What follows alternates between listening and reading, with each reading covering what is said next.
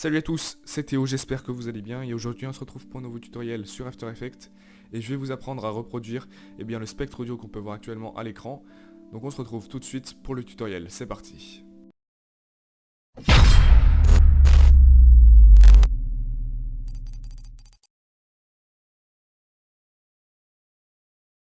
Voilà, donc vous vous retrouvez sur le logiciel.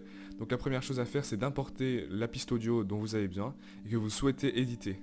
Donc moi, voilà, j'ai pris une musique au hasard sur internet qui était libre de droit, donc je la mettrai en dessous dans la description si vous souhaitez la voir. Voilà, donc vous la mettez juste en dessous. Ensuite, on va créer un calque, donc on va aller dans créer, solide, et voilà, le solide on le met de la même dimension bien que l'écran. Donc moi ce sera du 1920 par 1080 pixels et je clique sur OK, le fond sera noir. Voilà. Ensuite, vous allez aller dans effets et paramètres prédéfinis et sélectionner le spectre audio. Donc voilà, et vous l'appliquez directement sur le calque que vous venez de créer. Voilà, donc là vous avez une bande qui commence à s'afficher. Et quand on défile la vidéo, eh bien la bande ne bouge pas, elle est pas du tout animée, quoi. Donc nous, ce qu'on va chercher, c'est à la relier justement à notre musique principale. Donc on va essayer d'aller dans les paramètres en haut à gauche, et dans le calque audio, vous allez sélectionner la musique. Donc là, quand on le bouge, voilà, justement la bande devient animée. Donc ici, c'est pas très esthétique, on n'aime pas trop, donc on va essayer de modifier ça et de rendre ça justement plus joli. La première chose à faire, c'est de modifier les bandes de fréquence. Donc là, on va aller dans bande de fréquence en haut à gauche, et on va augmenter le nombre, donc on va passer de 64 à 100. Donc là, ça va se voir directement à l'écran. Voilà, le nombre de bandes a complètement augmenté.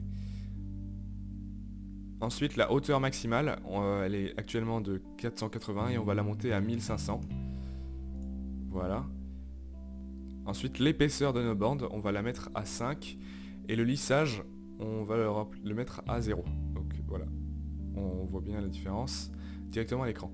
Pour ce qui est de la couleur, c'est à vous de choisir. Vous faites ce que vous voulez. Moi, je vais la mettre en blanc pour le moment et je verrai bien après si je modifie tout ça. Voilà, donc on commence déjà à avoir un spectre un peu plus animé.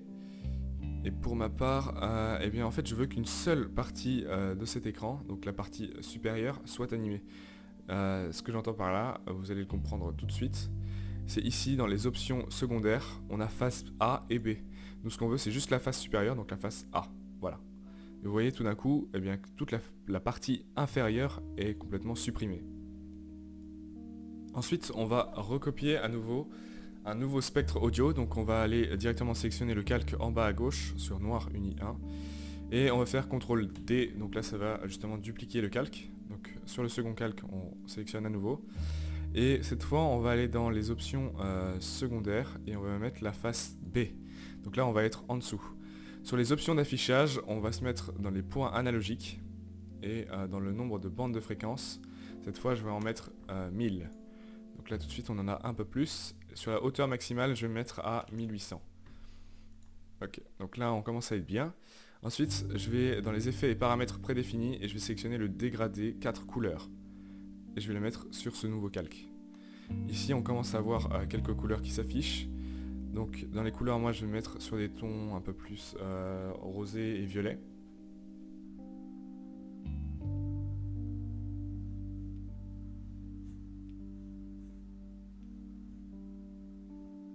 Voilà, donc une fois que vous avez sélectionné votre palette de couleurs, vous avez 4 points ici qui sont affichés dans les 4 coins de votre vidéo. Et vous allez les sélectionner et les rapprocher de votre piste. Comme ceci. Voilà. Et là vous voyez que les couleurs se rapprochent. Alors moi j'en ai quelques-unes qui sont pas très bien marquées. Donc je vais essayer d'accentuer tout ça.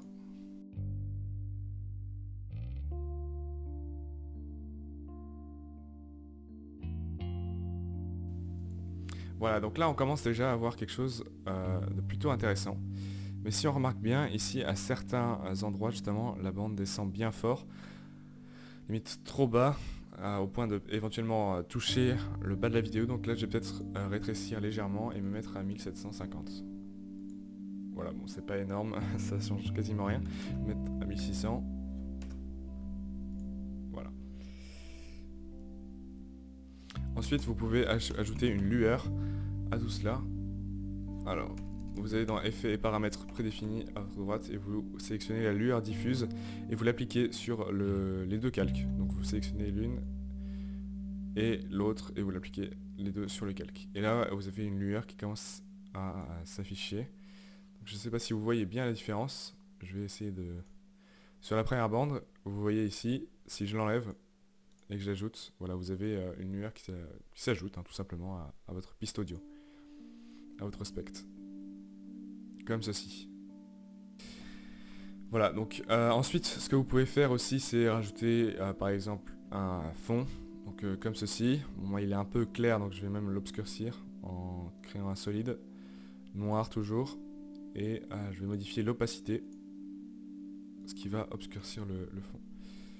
Voilà, comme ceci. Et là, vous obtenez quelque chose voilà, plutôt sympa.